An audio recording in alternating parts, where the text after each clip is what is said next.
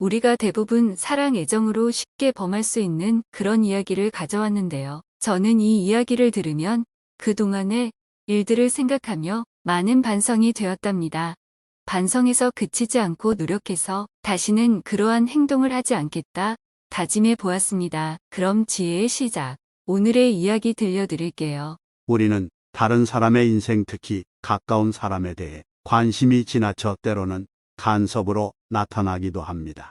자식이라는 이유로, 부모라는 이유로, 가족이라는 이유로 남의 인생에 간섭할 때가 많아요. 도움을 준다는 생각으로 지나치게 간섭해서 오히려 상대가 짐스럽게 여기거나 서로에게 큰 괴로움을 주기도 합니다. 자녀들이 취직에 실패하고 결혼도 하지 않아 걱정이라는 부모가 이렇게 하소연했습니다. 아들과 딸이 30대입니다. 그런데 둘 다 취직시험 공부를 4년씩 하고 있는데도 취업에 매번 실패합니다. 성실히 공부하는데 이유를 잘 모르겠습니다. 또 아직 결혼을 못하고 있습니다. 너무 걱정이 되는데 제가 도울 수 있는 길이 무엇일까요? 많은 부모가 자식에 대해서 좋은 곳에 취직해야 할 텐데, 결혼을 빨리 해야 할 텐데 하며 걱정합니다. 이렇게 말하는 부모는 자식을 위해 신경을 많이 쓰는 것 같지만 그러한 행동이 자식에게는 오히려 무거운 짐이 됩니다.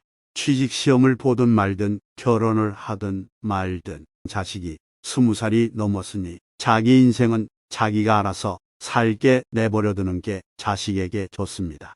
애정을 갖지 말라는 게 아니라 간섭을 하지 말라는 뜻입니다. 제가 이렇게 말하면 반문하는 사람들이 있습니다. 그러면 세상을 너무 무관심과 포기 속에서 사는 게 아닌가요? 또 이렇게 말하기도 합니다. 일체 중생을 다 내 몸같이 생각하고 돌보라는 부처님의 가르침과 안 맞지 않습니까? 제가 남의 인생에 간섭하지 마라. 그 한 말의 의미는 가족과 세상 일에 무관심해지라는 뜻이 아닙니다. 비록 그 대상이 자식이라도 독립된 인격으로 존중해야 한다는 의미입니다. 물론 돌보는 마음이 필요할 때도 있습니다. 아이가 유치원에 가고 초등학교에 가고 중학교에 다니면 그때는 잘 돌봐줘야 합니다. 엄마는 자식을 잘 돌봐 주어야 하고, 엄마가 없는 아이는 부모가 아니라도 세상 사람 누구라도 돌봐야지요. 내 아이냐 아니냐와 관계없이 어린아이는 어른이 잘 돌봐야 합니다.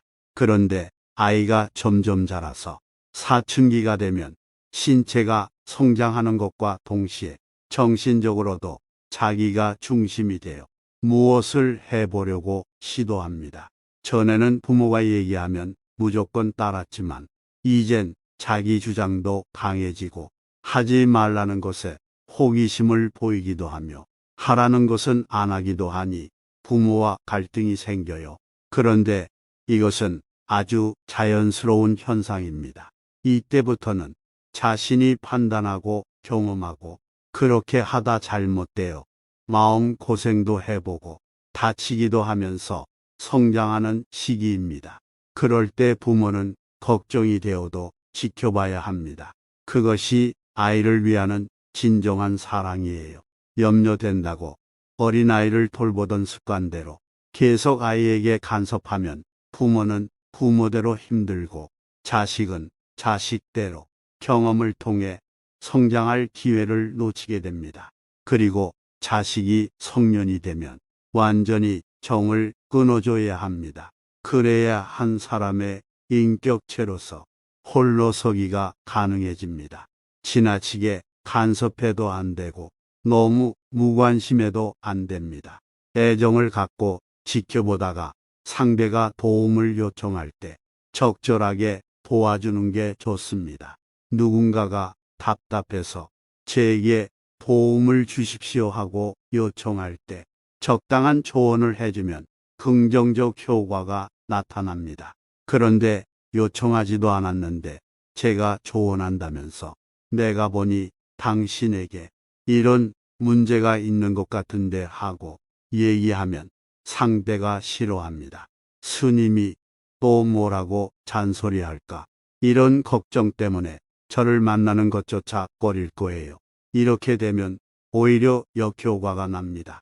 또 자기 말을 안 듣는다고 너 알아서 해라 나는 모르겠다 하고 팽개치는 것은 애정이 없는 것이고 무관심입니다.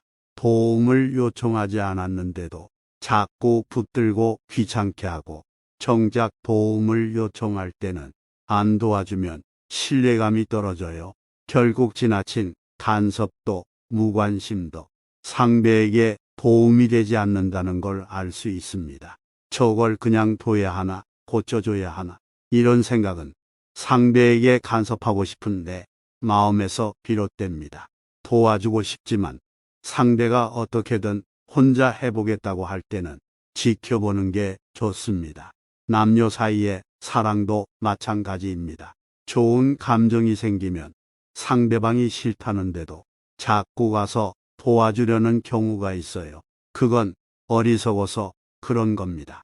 누군가에게 호감이 있고 호감을 얻고자 한다면 자신의 욕구를 조금 절제하고 지켜봐야 해요. 상대에게 도움이 필요한 때를 기다리거나 상대의 요청이 있을 때 도와주는 게 진정한 사랑입니다. 어려운 사람을 돕는 것은 좋은 일입니다. 그러나 이때 유의할 게 있어요. 상대를 내 기분대로 불쌍하다고 판단해서 베푸는 것이 아니라 상대가 필요로 할 때 도와주는 것이 좋습니다. 그렇지 않으면 화를 자초할 수 있어요. 불쌍한 사람을 보고 돕지 못한다고 자기를 한탄한다면 그것도 경계에 끌리는 거예요. 도움이 필요하면 다만 도울 뿐이고 도울 능력이 안 되면 그만이에요. 우리가 남을 도와줄 수 있다거나 내가 남을 가르칠 수 있다고 여기는 것은 굉장히 위험한 생각입니다. 왜냐하면 자칫 자기과시나 욕심으로 하기가 쉽기 때문이에요. 내가 어떤 말을 해줘야 저 사람에게 위로가 될까 하는 마음도 잘 살펴보면 내 욕심입니다. 따라서 남을 돕고자 할 때는 먼저 상대의 이야기를 들어주고 내 경험이 있으면 그것을 들려주는 가벼운 마음이 좋습니다. 쓸데없이 남의 인생에 간섭하면 일거리만 많아져요. 부모든 형제든 자식이든 그들 인생에 간섭하기 시작하면 인생이 피곤해집니다. 누군가를 돕다가 지쳤다는 건 자기 능력을 넘어서 지나치게 간섭했다는 거예요. 그러니 남의 인생에 간섭하는 것을 조금 줄이고 각자 자기 나름대로 살도록 놓아주세요. 도움이 필요 없다는데도 가서 도와주겠다고 하지 말고 도와달라고 요청하면 그때 능력껏 도와주세요. 그때 비로소 남에게도 도움이 되고 내 인생도 한가해집니다.